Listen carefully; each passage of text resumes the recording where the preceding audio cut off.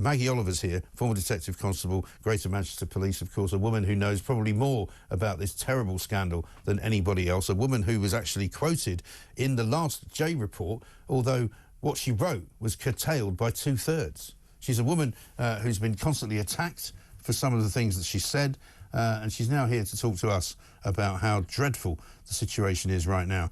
Maggie, very good morning to you. Welcome.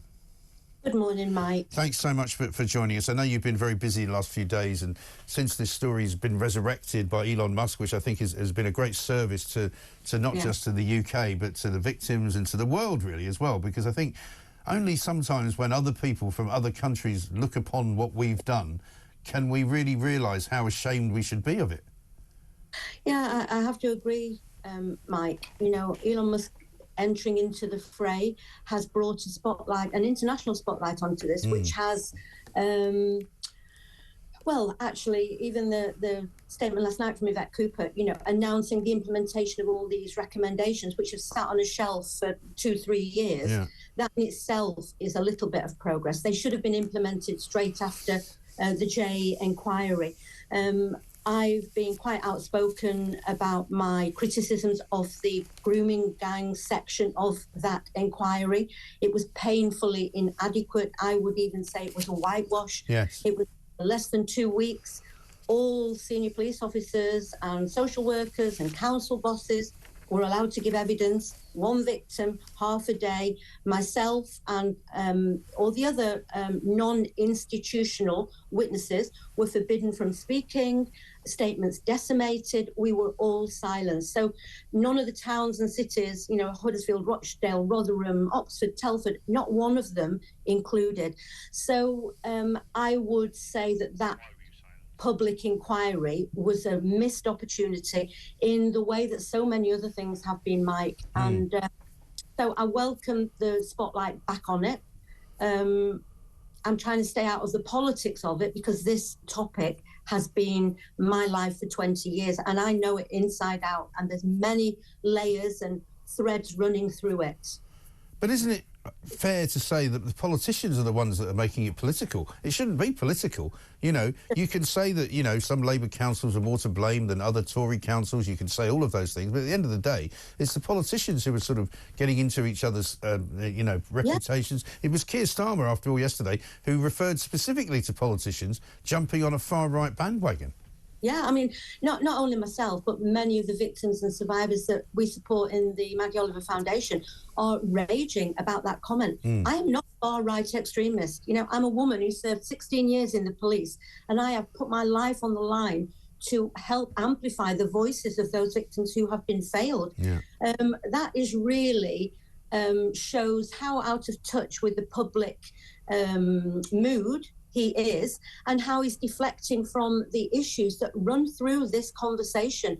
You know, we have to have the conversation. Race is absolutely front and centre of this particular kind of crime. It doesn't mean that all Muslims are paedophiles, just like having the Archbishop of Canterbury resign over abuse in the church means that every priest is a paedophile, or every Christian is a paedophile. But I don't become defensive when we're talking about abuse in the church or abuse in, you know, Jeffrey Epstein. Abuse is abuse, and children are the victims, and we can't let political correctness affect those conversations. Misogyny sadly runs right through the community that I'm talking about, and many of the women and children in that society, as I know from my experience in the police, are also sexually abused, but they are unable to speak out about it either. So we have a duty to air these topics, and the only way I know of bringing change is to look at the truth, to look at the facts. And when you know that nobody gathers the data around these grooming gang prosecutions, nobody records ethnicity, nobody asks questions, we need to have these conversations, and we need facts and we need action. Right. And this is another thing that Keir Starmer said yesterday. He talked about, you know, you have to have the facts. Well, we don't have the facts, you know, because the facts do not appear, as you say, in that J report. You know, most of what you said wasn't included. They mentioned the word Pakistani once. They don't mention Telford at all. They mention Rochdale in relation to Cyril Smith. You know, it's not about grooming gangs, this report. So the idea that that is somehow good enough for Keir Starmer and he doesn't need to do another inquiry is nonsense, isn't it?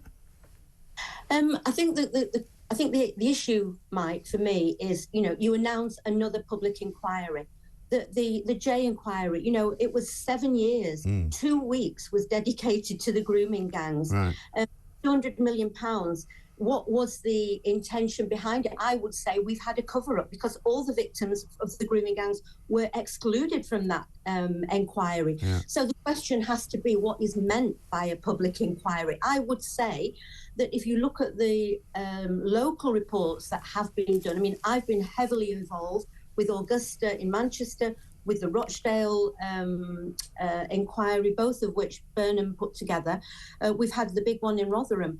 You know, I don't want to see another 7 years of delays. I don't want to see chief constables and senior social workers paraded out to hijack these public inquiries. It's victims, it's abusers, it's people who have no axe to grind, like me, like the Centre for Women's Justice, like Parents Against Child Exploitation. They are the people whose voices should be front and centre. And I fear that another public inquiry, if it is just another tick in a box, will push back reform. We need action. We all know the facts around this. We need them plainly on a piece of paper. I don't need another public inquiry to tell me what is going on. No, of course you don't. But many people might want to know what you know. And, of course, because they didn't include it in that report, I mean, do you know, for example, what they left out and why did they leave out what you said?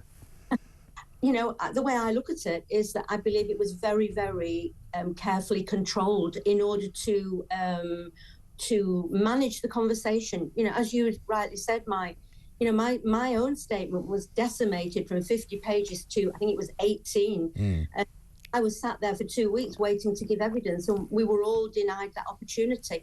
The one victim that was spoken to was given 2 hours. She wasn't even allowed to go to the toilet because they said they had no time to hear her evidence if she did.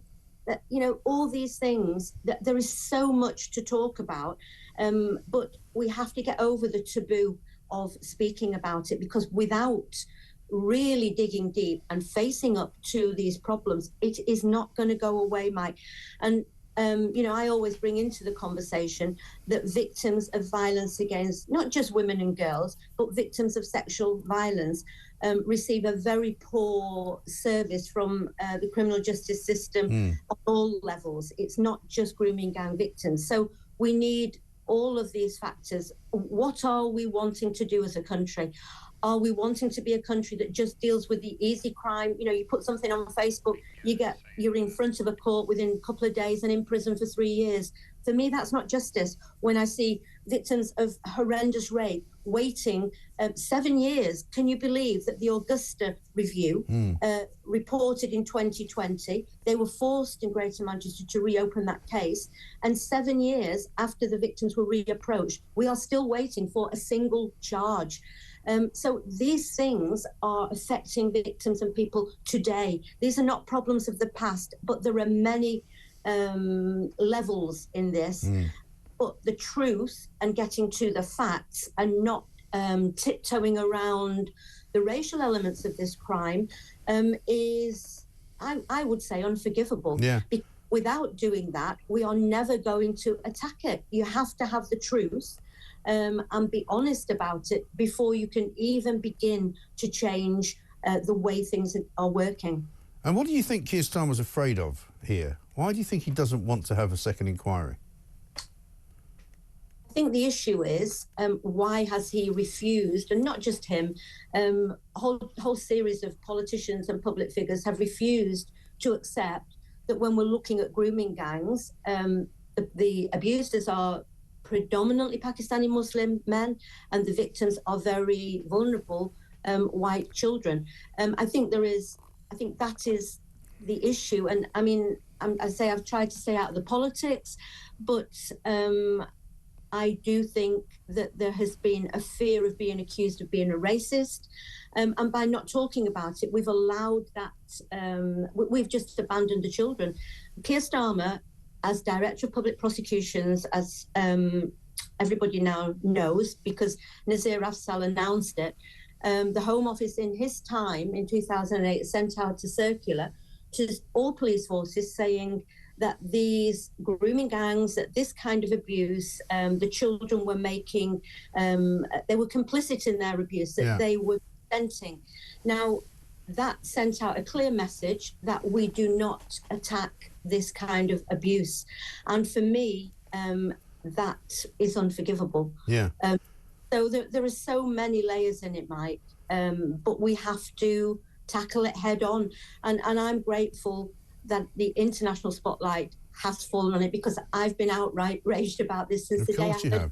And every time you and I speak, Maggie, which is quite frequently, you tell me that it's still going on. And we don't get any reference point of that from Keir Starmer yesterday. He could have said, you know, we're aware that it's still a problem. He didn't say that. Because, you know, you listen. I mean, I heard interviews at the weekend saying that these are problems of the past. I think my value is that because I am involved on a daily basis in my charity, speaking to victims today, I do know that it is still going on. I'm not talking about the past. They are problems of the past, but they are also problems of the present. What I would like to say, though, Mike, because I don't want to be all doom and gloom, I think because we have got heightened public awareness, it is less easy to fob off the victims. At my foundation, we are building some bridges with good people within the police. We communicate, we advocate for victims, and I do think we need to do more of that as a society. We need to find ways of working together. We need to be honest. We need facts, and we need action. But this is most certainly not a problem of the past, and we have to get over the fact that it's seen as a taboo to speak the truth. It's not a far-right extremist view. It is facts. And you only have to speak to the thousands of victims who are outraged, actually, by what Keir Starmer said yesterday. Yeah, and you said there was a cover-up. Do you think there are people who should still be prosecuted for taking part in that cover-up? When we've spoken before, Mike, I have said that I want to see at least one senior police officer, a chief constable, and I've got a few in my mind who I would like to see charged with gross criminal neglect, criminal charges, misconduct malfeasance in a public office. They knew what was going on. They closed down these cases. They abandoned the children, and they are criminally liable, in my opinion. I really believe that if we had a prosecution of a senior public official, we would get change overnight, because every other public official in office now would not want to be in that same position. We need changes to the police complaints system. It is not independent. The IOPC, the Independent Office for Police Conduct, is not truly independent. They received 80,000 complaints last year. 8,000 went back to them because the complaints go directly back to the police force. 8,000 of those complaints went back. They were only able to look at 3,000. We don't have independent scrutiny. We don't have people who really want to listen to what's going on. They want to protect the organisations, and that is a big part of what's wrong, Mike. Yes, and Starmer has written a piece in The Sun today saying that, you know, he doesn't believe that the protection of organisations should ever be more important than the protection of children. But it's easy to say that, but he doesn't appear to believe it in his own mind.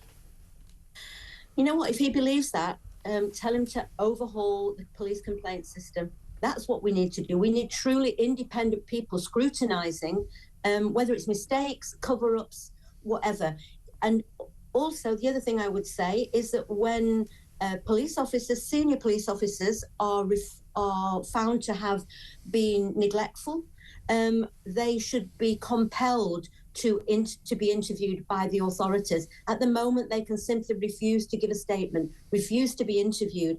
And that, for me, again, is another thing that is wrong. So if, you know, that there is a lot of action that can be taken, I would like to see action and not words. I'm sick and tired of promises that don't come to fruition. I think the first step must be to implement the 20 recommendations, including a Minister for Children, because it's incredible we don't have that in the Cabinet. that won't resolve everything, but it is one start. Can you believe that we still have pain compliance of children, which is legally acceptable? You know, that was another recommendation. I think the National Abuse Inquiry in relation to the grooming gangs was woefully inadequate. It was not transparent. It was not thorough. It should have been an inquiry on its own. But we've wasted many, many years. I'm just nervous of wasting another 7 years for something that leads to nothing. If you could give a message to Keir Starmer now, just, you know, as if you were speaking to him, what would it be? It would be do your job. Make sure that victims of abuse get the service that they deserve. And if that needs investment and training and prioritising this crime, do it. You know, don't be locking people up for saying naughty things on Facebook and social media. Let the police concentrate on the serious crime. If we can't deal with serious crime, we are a country that's falling apart, and we are increasingly becoming a country that focuses on the easy targets. We are criminalising victims rather than focusing on their abusers. And for me, that is inconceivable in the 21st century. I believe in protecting children, and I think as a society, we have nothing that is more important than that principle. And I would like to see Keir Starmer step up to the mark and really act, not cover up, not pretend the criticisms come from far-right extremists. They don't. They come from victims and survivors and people like me. But the victims and survivors have had their lives destroyed by negligence from public bodies repeatedly. We need urgent reform, we need urgent change, and we need urgent action, investment and prioritising of these crimes, in my opinion. Yeah, Maggie, great to talk to you as ever. Thank you so much for spending the time with us. And we'll try our best to push for Keir Starmer to do all of those things that you've just said he should do. Do your job. Those are the words that Keir Starmer should remember